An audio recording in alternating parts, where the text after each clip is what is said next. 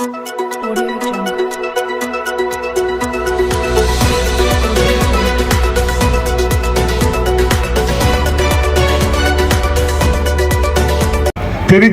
மாநகராட்சியில் கடந்த 3 ஆண்டு காலம் அங்கே கோலோச்சு கொண்டிருக்கிற திராவிட முன்னேற்ற கழகத்தினுடைய அந்த அமைப்பு இந்த நகராட்சியில் இருக்கக்கூடிய பணிகளை எல்லாம் செய்யாமல் மெத்தனமாக விட்டுவிட்டது. அதன் தொடர்ச்சியாகத்தான் இங்கே அருமை அண்ணன் நம்முடைய கழகத்தினுடைய பொதுச் செயலாளர் அவர்கள் இந்த பகுதியில் இந்த மாநகராட்சி முழுவதும் பாதிக்கப்படுகிறது, மக்களுக்கு சாலை வசதி என்று சொன்னாலும் குடிநீர் வசதி என்று சொன்னாலும் அவற்றிலே கழிவுநீர் கலக்கிறது என்று சொல்லி ஒரு கண்டன ஆர்ப்பாட்டத்தை நடத்துவதற்கு அருமை அண்ணன் கழகத்தினுடைய பொதுச் செயலாளர் தமிழகத்தினுடைய முன்னாள் முதல்வர் அண்ணன் எடப்பாடியார் அவர்கள் கட்டளையிட்டார்கள்.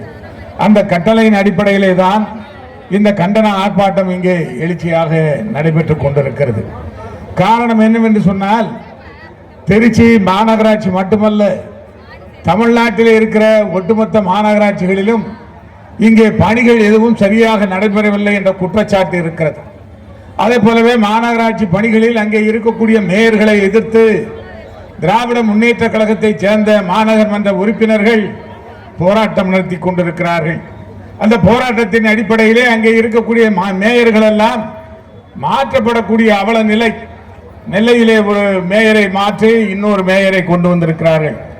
அவரை எதிர்த்து திமுகவை சேர்ந்த மேயரே திமுகவினுடைய தலைமை கழகத்தாலே அறிவிக்கப்பட்ட அந்த வேட்பாளரை எதிர்த்து அங்கே தேர்தலில் போட்டியிடுகிறார். 13 வாக்கு வித்தியாசத்தில் ஆளுங்கட்சி அறிவித்த அந்த மேயர் வெற்றி பெறுகிறார். உட்கட்சியிலே குழப்பம். அதே போலவே கோயமுத்தூரில் அந்த மாநகராட்சியில் இருக்கக்கூடிய மேயரும் மாற்றப்படுகிறார். அந்த மேயர் மாற்றப்படுவதற்கு முன்னாலே ஒரு கூட்டம் நடைபெறுகிறது. அந்த கூட்டத்தில் நகர்ப்புற உள்ளாட்சித்துறை அமைச்சராக இருக்க நேருவை எதிர்த்து அங்கே இருக்கக்கூடிய திமுகவை சேர்ந்த மாநகர் மன்ற உறுப்பினர்கள் பெண்கள் எல்லாம் வாக்குவாதம் செய்கிறார்கள். கட்சிக்காக உழைத்தவர்களுக்கு மேயர் பதவி தரவில்லையே, இது எந்த அடிப்படையிலே தரப்படுகிறது என்று ஒரு வாக்குவாதமே செய்யக்கூடிய அளவிற்கு இந்த மாநகர் மன்ற உறுப்பினர்கள் எல்லாம் திமுகவிலே இன்றைக்கு கட்டுப்பாட்டிலே இல்லாத ஒரு நிலைப்பாடு இன்றைக்கு நாட்டிலே இருந்து கொண்டிருக்கிறது. இந்த மாநகராட்சிகளில் எல்லாமே கடுமையான வரி உயர்வு, வீட்டு வரி உயர்வு, சாலை வரி உயர்வு, அதே போலவே கழிவுநீர் கட்டணங்கள் உயர்த்தப்பட்டது, குடிநீர் கட்டணங்கள் உயர்த்தப்பட்டது என்று பல்வேறு கட்டண உயர்வுகள் இன்றைக்கு மக்களை வாட்டி வதைத்துக் கொண்டிருக்கிறது. சமீபத்தில் கூட ஒரு அரசாணை வெளியிட்டிருக்கிறார்கள். 1432 சதுரடி உள்ள ஒரு இடத்திற்கு வீடு கட்ட வேண்டும் என்று சொன்னால், உடனடியாக அனுமதி பெற வேண்டும் என்று சொன்னால், ஏற்கனவே 96,000 ரூபாய் கட்டியிருந்த அந்த கட்டணத்தை 1,29,000 ரூபாயாக இன்றைக்கு உயர்த்தி அரசு ஆணை வெளியிட்டிருக்கிறது. ஏறத்தாழ 35,000 ரூபாய் இன்றைக்கு அதிகமாக கட்டணம் உயர்த்தப்பட்டு அந்த கட்டணத்தை செய்ய வேண்டும், வரி வசூல் செய்ய வேண்டும் என்று இன்றைக்கு மாநகராட்சிக்கெல்லாம் இன்றைக்கு ஸ்டாலின் உத்தரவிட்டு இருக்கிறார். இது போன்ற ஒரு அவல நிலை. அதே போலவே 10 மாநகராட்சியை நாங்கள் புதிதாக உருவாக்குகிறோம் என்று சொல்லி அந்த மாநகராட்சியிலே இருக்கிற பகுதிகளை எல்லாம், கிராமப்புறங்களை எல்லாம் அங்கே மாநகராட்சியோடு இணைக்க வேண்டும் என்று ஒரு புதிய தீர்மானத்தை போட்டு கொண்டு வந்திருக்கிறார்கள்.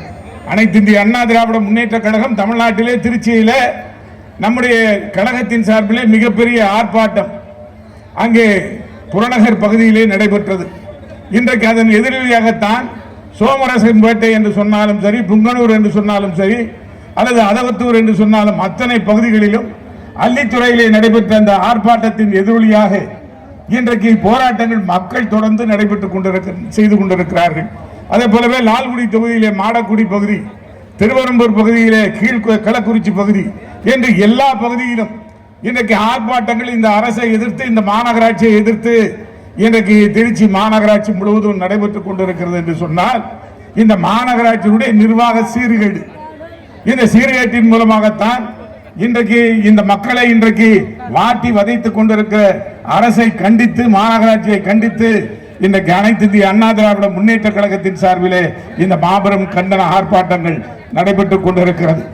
இன்றைக்கு தமிழகம் என்பது ஒரு கொலைக்களமாக மாறிக்கொண்டிருக்கிறது.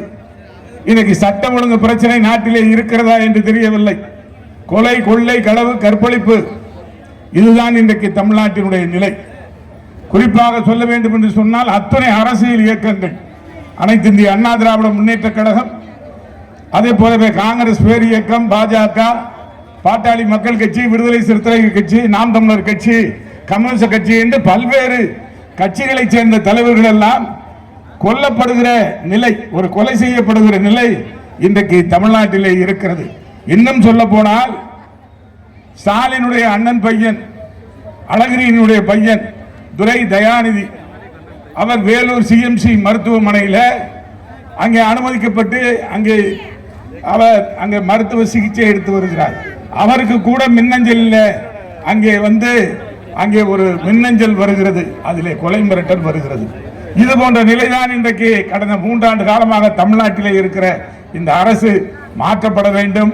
இந்த அரசின் கீழ் செயல்படுகிற உள்ளாட்சி அமைப்புகள் மாற்றப்பட வேண்டும் என்பதைத்தான் இன்றைக்கு மக்களுக்கு எடுத்துக்காட்டுகிற வகையிலே நடைபெறுகிற இந்த ஆர்ப்பாட்டத்தில் நானும் கலந்து கொண்டு உரையாற்றுவதில் பெருமகிழ்ச்சி அடைகிறேன் என்று சொல்லி நல்ல வாய்ப்புக்கு நன்றி கூறி விடைபெறுகிறேன். நன்றி, வணக்கம்.